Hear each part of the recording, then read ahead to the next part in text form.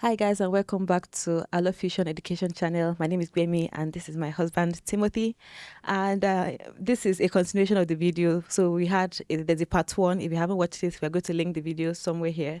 So we're talking about things that nobody tells you, like the reality of PhD. And fortunately, unfortunately, one of the realities dawned on us in the part one. Our baby started crying in the middle of shooting, and some other kids in the park were bothering us. So now we are continuing the second. Don't give birth. Yeah. Yeah. We're continuing the second parts of research reality, and yeah, so let's get into it. So if you want the other video, watch it before you continue with this one. Okay. Nobody tells you that reading papers can take hours for one insight. So reading papers again, and that's why I'm always grateful to how I came over. My undergraduate, we read a bit of papers, but no one because it took a while, like let's say a year. So I'd forgotten what it means to just study something you don't know. So I remember when I came, and again we had that all or nothing mindset, which is something we brought from Nigeria. So almost every other day, my guy just sends, "Oh, this might be interesting. This might be interesting." So in 1 week, you might get close to over 10 papers, and I was like, ah. I know the all or nothing. You want to be able to know those 10 papers. So focusing on the papers, forgetting about research. Then you're trying to do research. Then I was a TA trying to prepare. Also, you now have to also do coursework and assignments. So I was like, this is not what I signed up for. Yeah, but again with time, I noticed that they believe that with time you should get better at it. So, but again, just that all or nothing mindset. Then, but now it's obvious. You just need to again nowadays. It's just look at the paper, look at what's going on, look at how you can improve on it, probably in your research or just the state of the art. That mentality just helped me to say, oh, okay, it's not like you want every page of the paper, you need to know it now. And there's one thing my advisor says, and I love him for that. He'll be like, he calls it like a Bible.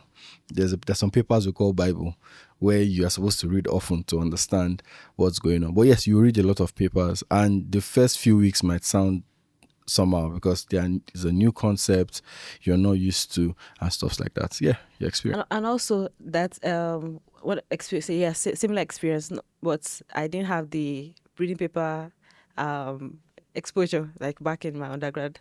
So it was the first time I was exposed to like research or like paper review was when I got to the US for my PhD program. So no matter, it was a new field. My advisor was new, I was new. So it was like, okay, just read papers. I was like, okay, where will I start from? Just reading papers. So he actually taught me like the keywords to use. So to search for different papers. I know when you're starting a project, it's not as if it's not a curriculum where you're saying, okay, this is chapter one, chapter two, chapter three. It's just like, okay, this is just body of knowledge. Just read and understand. So yeah, just like you read A, you read B, you read C, you just keep reading. And I got to a point my advisor called me like, you just have scattered knowledge. Like you know this thing, you know this thing, you know this thing, but you don't like have that in-depth knowledge of like one specific thing. So I was like, okay, I get that, but research also is kind of scattered, scattered knowledge that eventually you form a story out of. Just like we talked about like data, like having good data is kind of messy. So is how to now make sense of all these things you're reading. That is, I would say, was a challenge for me that I'm now figuring out now. So for me, it's like when there's a project, I know that okay, and also like rereading different papers, the papers that you've read last year, you go back again and read it because maybe at that time you're reading the first time it was the introduction that made sense. Now maybe it's the methods that make sense. Maybe next time it's the conclusion that will make sense. So just going back to read what you have read before and you find a new insight with it, like, oh, it's true, I read this paper but I didn't even know it. There's a paper around. I wanted to just do an expose on how to read, but there's this video my advisor sent to us to learn how to read papers, which are it's been really helpful. So the guy says when you get the topic, you should go to the yes abstract, go to the conclusion, so that you can have an overview. From conclusion, go to figures. before you read the results. Then from results, go to methodology. Then introduction, it says, but again, then you can go back to introduction. But there's this ideology to start with introduction. And introduction is annoying because they are trying to show you previous work. And usually previous work could be scaled in different ways. So many times you hear different approaches in different introduction, and that's where many of us get stuck. So my first few papers, you're just seeing, you first see maybe, let's say, I wanted to say ADHD. Let me look for another. Let me look for something, but you just see codes. And then you remember also some dichloride, sometimes, and then you start clicking on the references. Like, okay, let me read that one to understand. Then you get to that one. Yeah. Lose the meat of the whole paper itself. That paper was just to show you something to learn to apply in your work. Yeah. Just like recently when I was like trying to review my paper, the paper I was working on. So I was looking for a specific figure. So I was looking at, obviously I used the keywords to search, and then I went to when I opened it, I didn't even read the abstract. I just went to the figures. If the figures are not what I'm looking for, then there's no need to read it. Then move to the next one. Then if I see a figure, then I can now read the method, because the method I was really interested in. Then read the method, and then I can now apply it to what I was needing it for. So depending on what you're working on, it will depend on whatever thing you're looking for in the whole paper. So like it was not in the beginning that you just take a paper and then read it like you're reading like a textbook, and then you're like, oh, I'm cramming. What am I remembering? Especially if you come from our country where you want to remember, then my supervisor will say we should do presentations from the paper, and then I will just, so I first fell into a pit, too much information, to another pit, less information, trying to remember on the spot. So many of those things, but it's been a journey, and I think maybe we can just do some of these things, how to be a better presenter in your PhD. Some of the things, the difference between the American system and the Nigerian system, because you are just, there's a performative thinking in your heart where you're not trying to carry the whole audience along. Yeah. But yeah, to show that Jagaban. Okay. So nobody tells you that rejection is part of the process and it's not the exception, and it's not personal. Yep. So I'm going to start this with a little story, and I thank God, again, this is a fictional story, although, but let's take it to a fiction. So a friend felt that the supervisor, and I've heard this a lot, that this person means him so much, is out to do this, and many times I then put myself in their shoes. Maybe they have 2 students, let's even say the least, or maybe it's just you. The person would have other things, coursework and all of that. In the real sense, yes, they might sound really harsh, which some of them do in that sense, but many times they are not really out against you.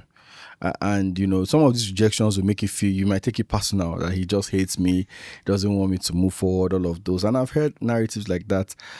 Somebody will say, oh, I'm running my mouth because my advisor is probably a very good person. But usually I don't think that's the case. The moment you detach yourself from that process and you begin to see it as, oh, this person just wants me to deliver, which person is I think the thing is that some people take criticism as a personal attack, like they're criticizing the work or the approach you did or the results that you got. It's not an attack on you as a person, and that dating your previous work. I've heard somebody say that. Yeah, I was saying that, oh, you are a bad PhD student or you're a bad researcher because of this. It's just like, okay, why can't you do this? Just take it as an improvement. Okay, the criticism, yes, I want to improve, rather than he does not like me. He doesn't like my work. He hates the fact that I'm a bad person. I'm a bad PhD student. So that's ideology. Like, just separate yourself from your work, detach your personality from your research, and know that, okay, he's criticizing my research, or she's criticizing my research. She's not criticizing abilities in the research, because as we said, this is a performative system, really performative. So they attach your previous performance to your future performance. So fine.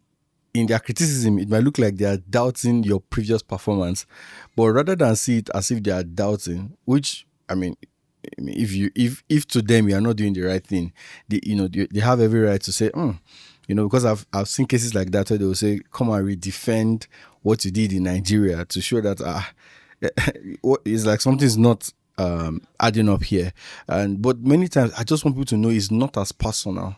Some people take it that far to say, oh, the person is even using spiritual means to cajole me to not get good result. And I was like, oh, really? Then why is the person supervising you? So, but some of these things you can't tell people because they're your acquaintance. I don't use friends, but they expect you to take their side. So usually I just sit back. But one thing with me is that when you lay claims, I go back, I sit down. I also, try to just think it through that can this be true? Probably it is. I mean, I could also be wrong, so no doubt. But again, you could just look at the other side of the coin. That does this person really hate me, or they hate the fact that there's an expectation they had and I'm not meeting it. So is there a way I can meet this expectation without killing myself? Again, we don't want you to kill yourself, but I just want you to move yourself out of the equation. I mean, also like to have like an open and honest conversation with your advisor or supervisor on expectations, because sometimes we, especially in this country where we're dealing with different cultures, different backgrounds, different ideologies. If you don't sit down actually understand where the person is coming from, you'll be interpreting their statements based on your Nigerian mindset. So if you don't sit down and say, okay, this is what I think you said, and then he says, oh no, it's not like this. This is what I mean. They say, oh okay, this is what you, and the expectations, like what do you expect of me? What do you want me to do part time? There are some advisors that they expect you to work independently. There are some that is quote unquote micromanaging you. So it's just like understanding the person. Managing. I think usually they feel like something had happened. Then because of that, they are just trying to micromanage as a response. I mean, if you give 3 papers in 1 year, it's insane to see somebody to still micromanage you after such. Again, there are people like that. I'm not disputing it, but it will be insane. There will still be a level of this guy is So usually micromanage can also be, though some people, even if you don't do much, they don't micromanage because that's their style. And I've seen people like that. But really, usually there's also that response to what you're doing. There's a response to the perception. Let me give this instance, especially in the language. You would see here when an advisor tells you, I would advise you to do this. Now, from a Nigerian mindset, it's like, whether I like do it or not. But no, here when he said I will, he's not saying you must. But that's strongly advised. If you truly believe in his leadership, you should do it. So when I get those mails, strongly advised, I think this might be this might be interesting. All of those things is Baba, go and do this thing.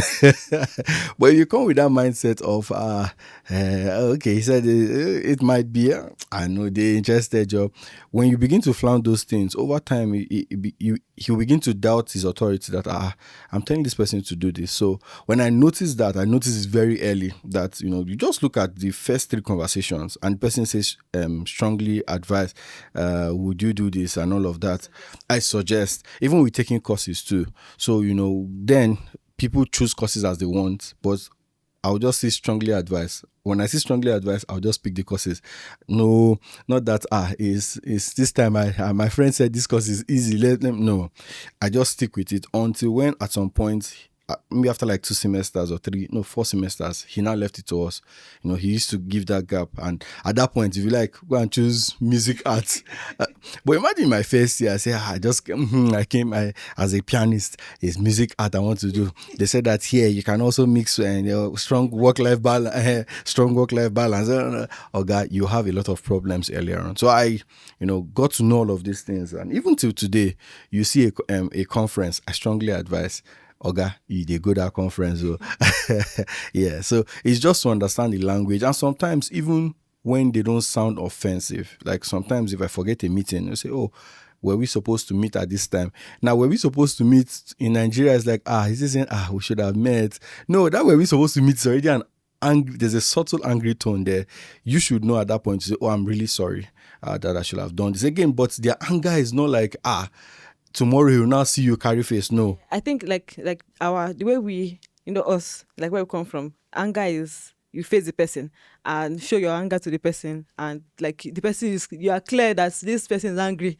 But here they might not, I'll say the word displeased, they may be displeased with you, but but they will not come and shout at you. At least in my own case, nobody is shouting at me, but they will let you know that they are not happy with maybe your work.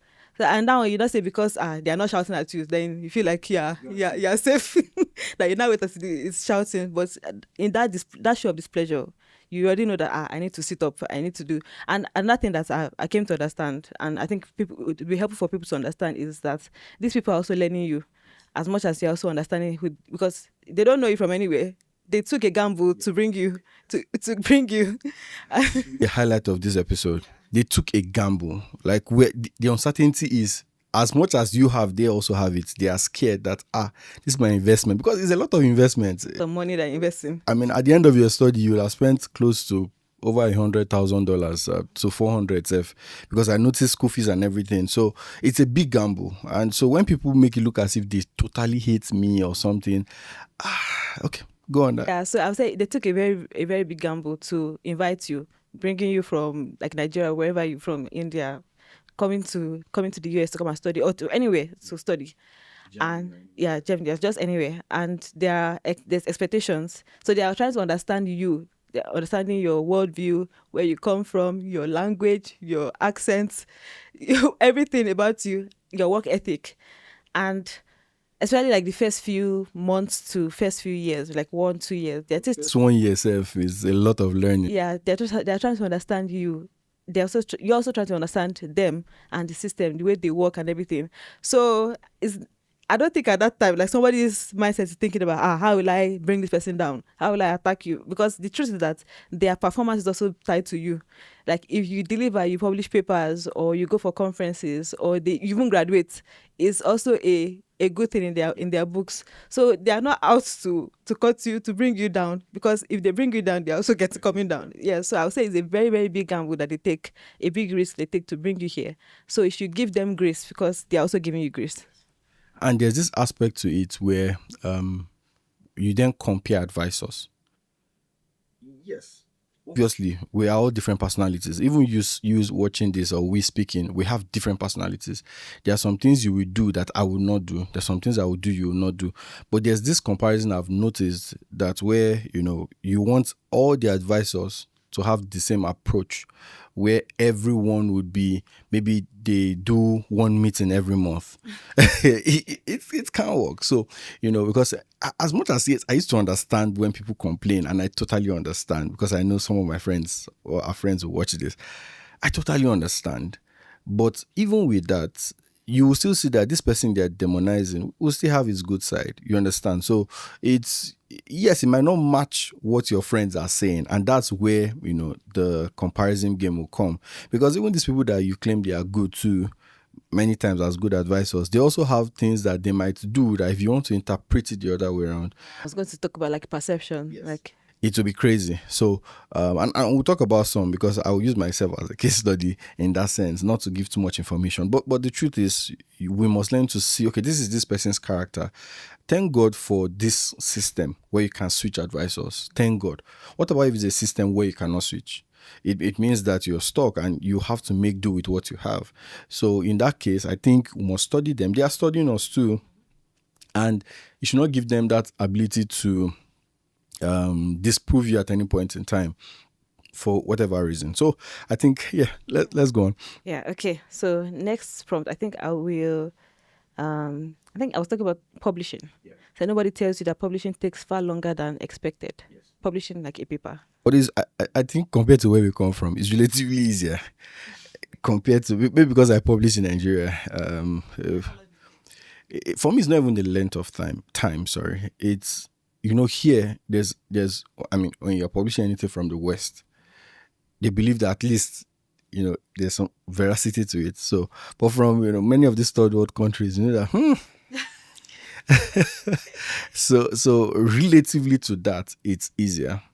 But coming to publish here too, you'll face almost the same thing you face anywhere. Reviewers, all of that, to test your knowledge, test one angle to it. So it's not that easy. I don't know why you feel that publishing is easy for whatever reason. I've again, maybe because I was exposed to it earlier on, but publishing is not easy from anywhere in the world. I think it's even easier if you came from a third world country to publish here, because there is a sense of, I mean, at all, maybe the highest authority in the field probably had met your supervisor in a conference. You know, there's a rapport somewhere, so they already know that this guy is good. Except maybe he now came to your August talk and he didn't do well. Maybe that would be a big reason. But if they believe that this guy is doing well, They respect you as a colleague. And but for somewhere in China, sorry, not China, somewhere in maybe India or Nigeria or Pakistan, it's like, exactly. okay, I think this opened another conversation, but it's not. It's something that we have like now, where like publishing papers is based on the name of the authors, especially like the yeah, because there's a particular person, a particular name that is in our field that We all have those names. exactly, and you just see the publishing papers almost every 3 months. You're like, is it that easy? And you're not read the paper. He's also a chief reviewer. So, in short, like, his own paper will be given to maybe people who are lower in rank than him in the field. Those ones who want to do well, because they will also give papers that he will review. So it's more like and that's why, yeah. It's a political system now. You see, when you're even writing, and when you want to cite an introduction, if you don't cite some papers, You have to cite. and that's why I laugh at people that say, I'm not doing politics, I'm not into it. We all do politics at different stages of our lives. So, yeah, I personally, I still think publishing here is way easier. Yeah. Okay, so let's move away from research and academics, and let's move to relationship and social life. Okay, so it said nobody tells you that your partner becomes a part of your academic journey. Okay, maybe help. Because do you even know what I'm doing? I don't even know what you're doing like that. I think I understand. I believe I understand the prompt, in that like the PhD program is kind of demanding, and then your partner will have to pick up some slack, and also be a shoulder for you to cry on, like when you come to rant, somebody that will listen to your rant. So something like that. But maybe, though it depends on the relationship. Maybe some people to understand and help their partner in the process. But Yeah, I think because we are in similar fields, but not the same field. Like he is in CFD, like fluid mechanics. I mean, additive manufacturing. So it's different, but we are still in engineering. Like we still understand how demanding our programs can be. Now, just compared to somebody that is maybe in totally different fields, you probably will not understand what the person is going through. Like, if he's doing too much. why is he sleeping in the lab like this? Like, if I tell you that I'm going to the lab, you know that I'm going to the lab to do something. I'm not just Running from home. Those are people they do have.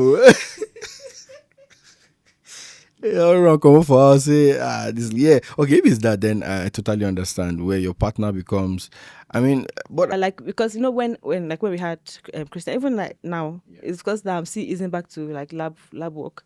So, but when we had Christian, like, and I have to go to the lab like over the night, obviously you'll be the one to take charge of him while I'm gone, and just like picking up each other's slack. Like that sometimes that maybe I have a meeting and you have to do the pickup, or sometimes you have a meeting, I have to do pickup. So just things like that, where that works. I mean, that's what the partner should be there for. Nobody should tell you. I mean, you should know that. That's like it's nobody, like you should know. Yeah. Partner would actually be very supportive in every way, not just cry. You might not. And I think it also brings up a different conversation. I think what we're having that conversation, you were having with somebody else. What I was thinking about it, that like when for example, let's say the husband is doing his PhD and the wife is not doing any program, and she's the one like supporting, just carrying the load of maybe the household, and he does not have to do anything but focus on his program. Now, when he's quote unquote celebrated, and it's like the wife is not celebrated in that sense. I'm not just in PhD program, like other aspects. But I think they used to celebrate, say, and behind every successful. They just say it with mouth sometimes. No, if it's that one, they will say, especially if the person maybe made waves. Though again, we're in a system that they pick you as a person. They don't like to bring your partner. But if it's in Nigeria, they'll say, and let us welcome the wife of the first innovator, blah blah blah. But like also because the argument also spans it to, like, for example, let's say like rich people, like people that are successful, like the quote unquote blow. Yeah. And maybe it's the man that is, actually most of the time, like it's the man that is blowing, and usually you don't hear, because the truth is that you don't hear maybe the children, and they have children. Obviously, it's the wife that is taking care of the children, handling everything, so that the man can focus solely on that, on whatever he is doing. But when he blows, it's like almost like a self-made success. On our first bank too, nobody knows the husband. Awishika. And I said most of the time. Yeah. So I'm just trying to say that it's just because the gender that has blown the most are guys. That's my argument. That if it's either way, usually people just celebrate their idols, except for maybe church and places where you see the pastor's wife always and stuff like that. But people just celebrate their idols. Like today, we know. No, I'm getting to a point. So, like for example, like. So usually, like sometimes when the marriage ends in a divorce, and the man is not saying that the woman is not entitled to half of it because she did not technically work for it. So like that kind of, this is not a discussion for this one. Yeah, that argument that. Same way too. If the woman will be entitled, if it was the woman too, because women are coming up, hope they will also give the man 50%. Oh, they've started now. No, they do. And I've read like maybe like 2 cases where, and the woman is the one paying alimony. Like if they yeah. God, the word is we're getting there. My issue is just anything that applies to one should apply to other. Once we can't balance it, then there's no talking points. That's just how I see it. Yeah. Yep. So let's move to the next one. So nobody tells you that academic stress follows you home. If you want it to, exactly. Because I was going to say that's it follows you home if you want it to follow you home. Because I got at the point, I know, like even before we had children, we're like, we will do our work in school. Once we leave campus, that we are no longer students. That's the end. But now, because we have children, sometimes we have to leave early and everything. So it's kind of blends. Like you almost carry your work like wherever you go, but the stress will not, like I cannot transfer the stress of my work on my child. Like at that point, like it's hard really if you look at it, because let's say you had a rejection of a paper, or a conference you applied for did not go through. It's hard to just say you'll come home and then you'll just be laughing. You feel bad, but you don't transfer the aggression or the because we have that training, and many people might not have that same training as we do. So please don't allow it to get, I mean, for me it's just simple. And that's why I know this is controversial, but I try to have many other things going for me. And, I could just switch into hearing about Tinubu and Obi, or now I'm even adding football shortly back. Just take your mind off it, so that when you come back again, you're like, okay, I'm still here again. And then the next morning, you get back to it, yeah. Okay, so let's do the last prompt and we'll continue the next video. Yeah. Okay, said nobody tells you how hard it is to switch off from work mentally. Yeah. I think we said this on the trivia, the couples trivia we had, where some things just spring up in your mind and then you run. But I think that's why we are humans. You should be able to. It's we have to switch off, especially if you are invested in it with so much emotion. So, yes, they should not tell you this one. If you've done anything before you came, maybe except from 9 to 5, because I know 9 to 5 you just switch off and you're done. But if you're an entrepreneur, you started something, you built something, it's really hard for you to switch it off. Mm-hmm. You are always thinking, if you'd like to improve though, you're always thinking of it constantly, how to make it better. You just sit down and you're thinking about the business like this. Yeah, like sometimes. So let me give you a prime example. So like he's into like photography, cameras and things like that. And in my research, we use optics a lot. So sometimes when he's talking about photography, I'm just thinking about my research. I'm like, okay. And sometimes I have to even borrow some of his gear to go and try in my lab that will this thing work. And so one time I was like, I think it was in the midnight. Maybe we were talking about something and they're like, oh, that's true. And I was thinking about like wavelength. I was like, oh, okay, yeah. So that night I had to carry. It was like anybody that saw me that night to think that maybe I'm robbing. I'm robbing. I was just carrying his GVM. Where's that bag? The bag, yeah. I'll be carrying the GVM. I'll just be going to the lab that, okay, I want to test something. Sometimes it's work. Sometimes it's not work. I'll be thinking about it again. Then remember, it just click in your head that, oh, yeah. Let me go and try this thing again. I run into the lab to go and try something. So, yeah. So it's hard to switch off. You can't switch it off, but you can control them. You can control, yeah. So it's not like you're now worried that this is not working, and then someone is talking to you and shut up, I don't know what I'm going through. So at that point, like just being able to like juggle many things, just like you said, that you have other things going for you, that once one thing is not working, easily switch to something else and then just invest yourself with something in that thing, and then until you're mentally decompressed, and then you can go back again to that thing to attack the problem. People use movies and all those things. Feel free. Yeah, like whatever floats your boat. Yeah, so I think we'll end it now and then we'll continue the next. Yeah, so till the next episode, bye. Yep.